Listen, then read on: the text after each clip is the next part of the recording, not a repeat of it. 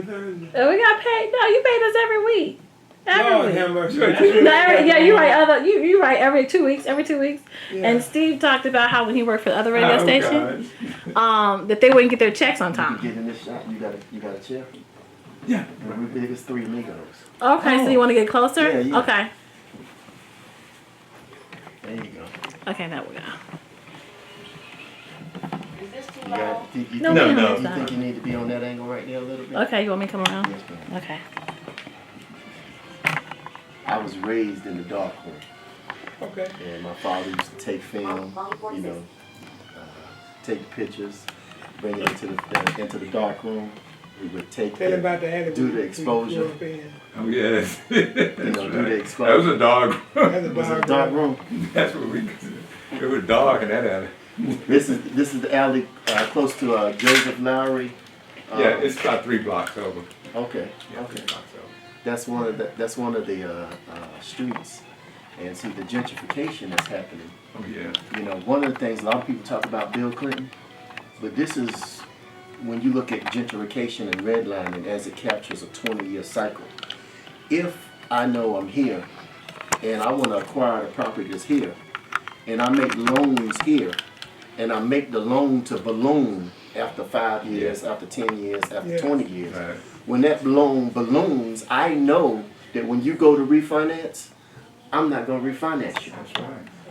So now, systematically, all over the country, I've had a series of dominoes that was standing up that just laid down. Yeah, that's because you kicked them over. Right. And so now when we're sitting here, we're looking at the gentrification. Most of the gentrification that's taking place, and where I'm from, across from St. Augustine's College and Shaw University, they took place because in North Carolina it's called a hardest hit fund, which was the area that had the most amount of foreclosures. But those people who were being foreclosed, some of them had good jobs and so on and so forth. It's just that when it ballooned, the mortgage companies, when those notes ballooned, the mortgage companies refused to refinance them out of that position, so they basically forced them into foreclosure. And the only reason why some people were able to get out of it is because some people filed bankruptcy. And that was the only option that they had in order to be able to save their property. But this forced gentrification, when I leave Raleigh, you guys are, I think, in the top 10 in Forbes magazine as the #1 place for African Americans to live in the United States. Yeah, it was hard for us to get that, man. It was hard. So talk to me about it. Yeah. You got to tell a white boy what you're doing. Right. They have no actual knowledge of what you're doing. Then you need to go in there and get some money from the biggest bank in town. Yes, sir. And you own it. You'll be there forever. Right. That's right. That's how, man. That's how. So, talk to me about what he just said. No, he basically was talking about credit. When he started his insurance agency, and we went to the Small Business Administration to try to get him a loan, and they told him, says, well, one way we can loan you the money is that you've got to put up a substantial amount, a substantial percentage of the amount that you need. And he was an insurance man, going door to door, and didn't and was starting a family and that type of thing, and he was black, and he didn't have that kind of money to invest in the business per se, and so we had a business plan, and we thought it was a solid business plan, that type of thing, and I was working for an economic development corporation that assisted minorities in going into business, so we had some funds that we could allocate to invest in the business, and then we would take a subordinate position behind the Small Business Administration. So the money he wanted, the money he needed to put in, we put in, the nonprofit put in, and therefore forced SBA to, not forced them, but encouraged them to go ahead and make forced them to do that. Yes, you did. That's right. That's right. In fact, we were told that we couldn't borrow any money. Right. You want to tell him what we did when we went down there the first time? Go to ahead. the SBA? I don't remember. I remember that Yeah, they told us they couldn't help us. yeah, they said, And because we you didn't came out have there money. with a doo-doo patch of money. A doodle It was patch. steady growing. Yeah, Hello. but, Gotta have. yeah, they said, you're not investing in anything.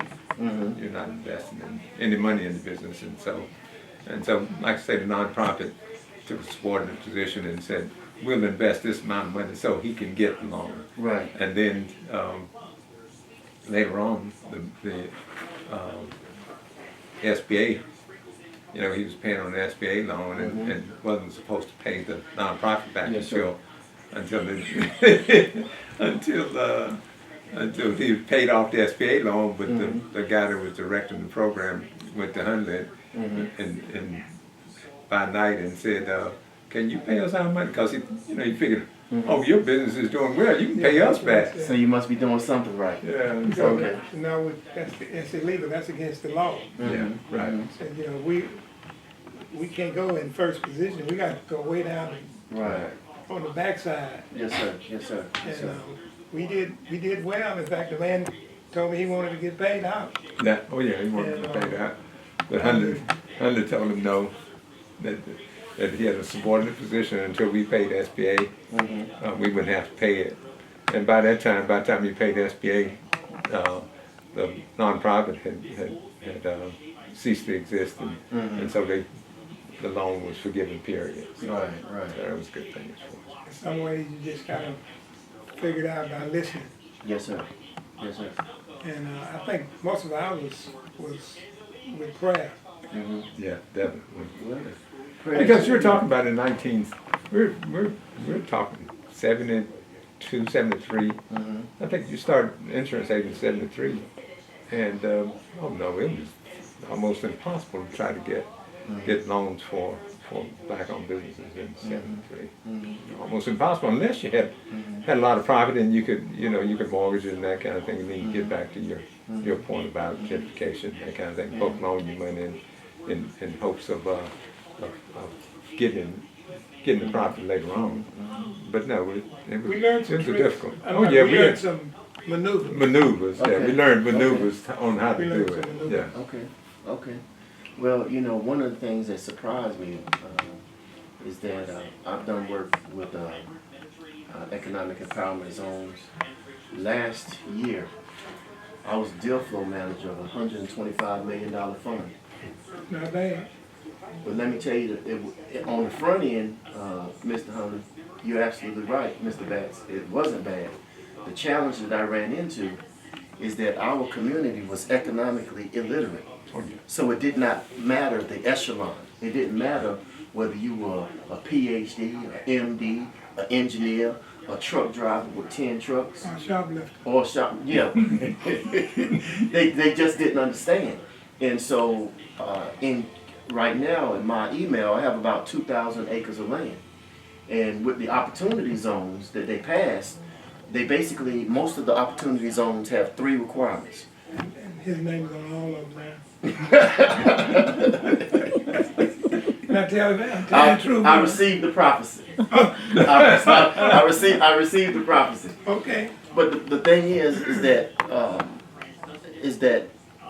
they wanted you to bring 15 to 20% to the table, and then they would take on the private equity side. So we're used to getting loans, Sure. but we're not used to soliciting investment from our community. The same way we build churches. If we're going to build a church, then you start out in an auditorium, right? And then your flock grows, and then you realize that we can't stay in this auditorium.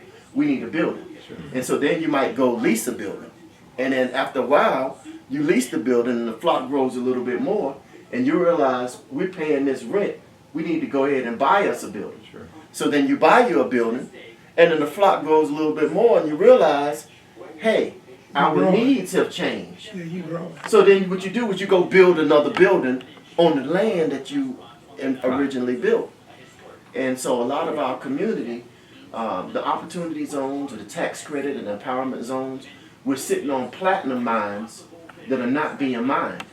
So it's like somebody saying to you that you have 2 tons of gold in your backyard, and then you saying, I don't have the tools or the know-how in order to get to the gold. And so it's not a question of whether the gold is there or not. How are you gonna get it? It's how you're going to get it.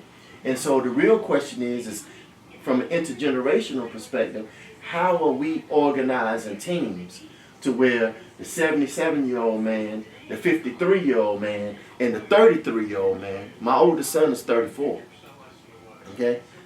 My oldest son is 34. He's a Marine. He just got his MBA from the University of Texas at Austin, McCombs, you know. But these are 3 generations of men. And so how do you take... Ain't none of y'all can.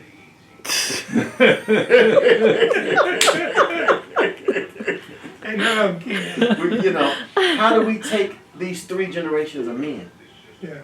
each equipped with the God-given talent, and how do we create the environment to where these 3 generations of men work on the same accord? You teach them. There you go. You teach them. Okay.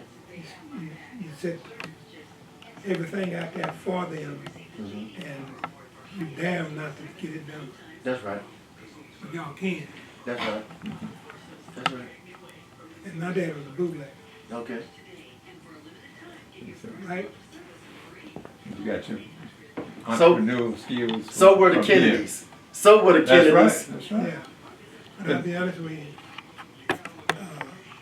But he, that's was something else. he had unique skills. Well, before he was a bootleg, he owned the Service station. service station. He owned the Texaco service station. Mhm. First black-owned service station, downtown Church Street, right across from Lowry's birth home. Okay. His daddy owned that service station. Mm-hmm. And because he had these skills where he was a salesperson, just like him. He was Right. a salesperson, and he talked his former employee into helping him to get into the business. He wanted to get into the business. And the he sheriff talked would him come into it. around and say, Porter, we know you got a lot of folk come up in this alley, and we got some opportunities for you. Mm-hmm. Mm-hmm. And do you remember one of the opportunities you got? Call it out. The lawnmower. Tell me about the lawnmower. No, the guy was he was confiscating lawnmowers from his employer, Mm-hmm. and he was selling them to my uncle, Mm-hmm.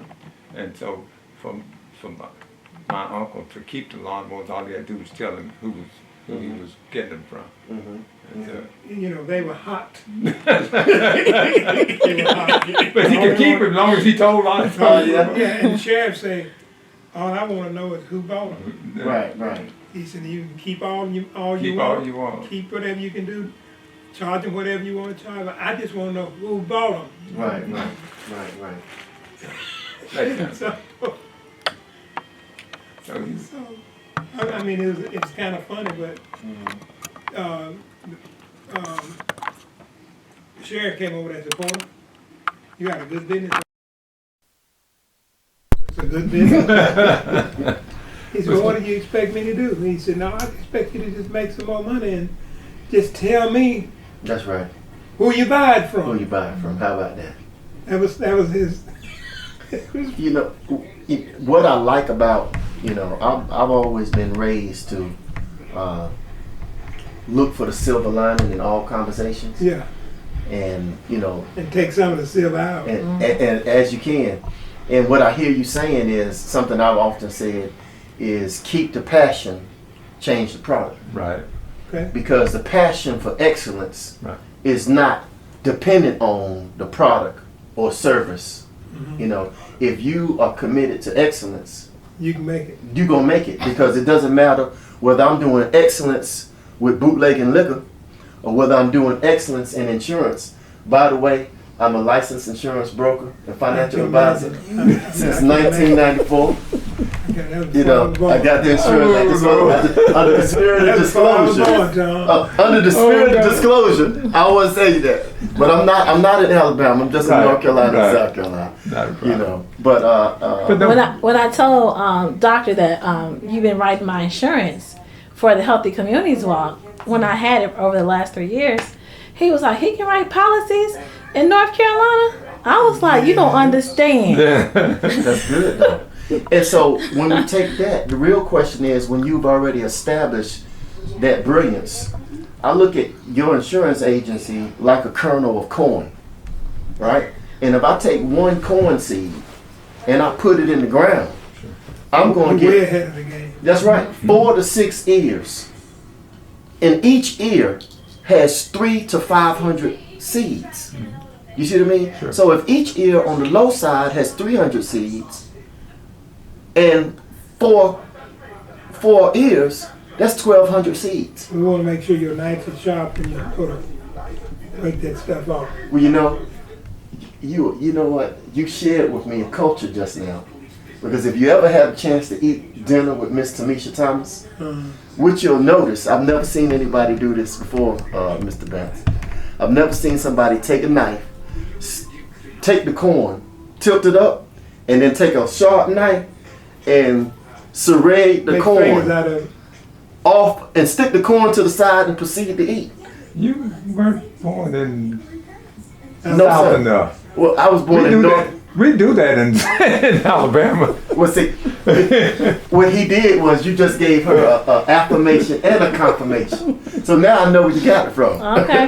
Yeah, we do that in Alabama. That's, Look, other than eating cornbread with your collard greens. oh with yeah. your collards. They don't do that. That in was North new for me. Carolina either. Don't do You're that. kidding. They don't Yeah, we have do that in North cornbread. Carolina. They have corn fritters where they take fries and make these little long hush puppies. You are kidding. And they substitute that Yes, for sir. cornbread. Oh gosh. Yeah. No. But we have good Yeah. sweet tea though. Oh, okay. They don't know no better of some things. But once they find that out, Yeah. we doomed on this end of the country. Yeah. They don't know how to make that stuff But you know, multiply. the thing is that Hunter's dad was really a person that and that's what we try to teach people in business today.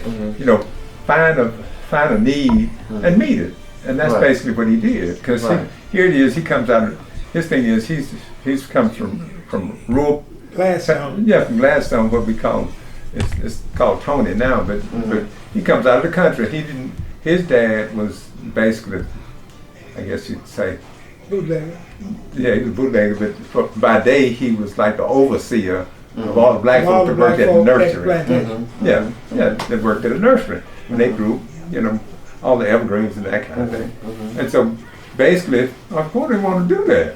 So his No. thing was, I'm He moving had to to find a town. way. He had a mission. He had to find a way to get out of there. So Right. He had a way of making sure that's right. that he wasn't gonna do that kind of work. That kind of work. He's gonna Because make sure all he of was them had to over do it. it. That's right. That's right. He was over it. That's He it. was a great project manager. Yes, sir. Yes, sir. So yes, his sir. thing was, let me get out of here and move to town. So he moved to town and started working, you know, like say for a tire and service station type business. And then, like I say, evolved into his own service station and started bootlegging.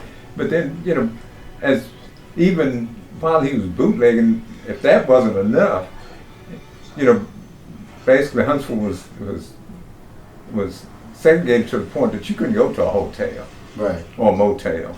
And there was one motel in town, probably had 20 rooms for people coming into town, that kind of thing, and then for other people that wanted to take someone to a motel and that kind of thing. So our reporter said, okay, there's a need. So what he did was he took his back room, he had coal houses, he divided them and made them rooms out of them, and then he had a carport and a room on the back of his carport, and he turned that into a room and started renting rooms.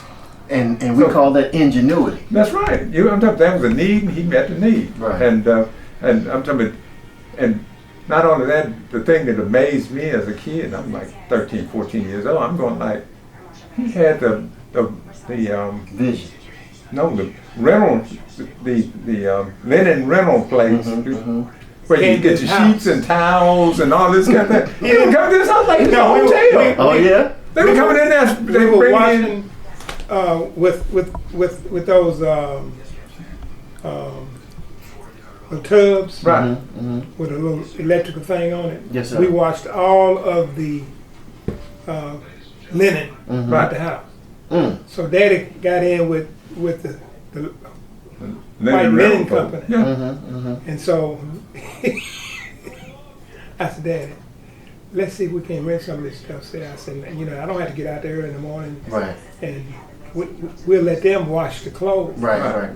And we won't be doing all of the work, Yes, sir. Yes, sir. and what we'll have is clean sheets. Amen. And we can sell them to somebody else and help the other Right.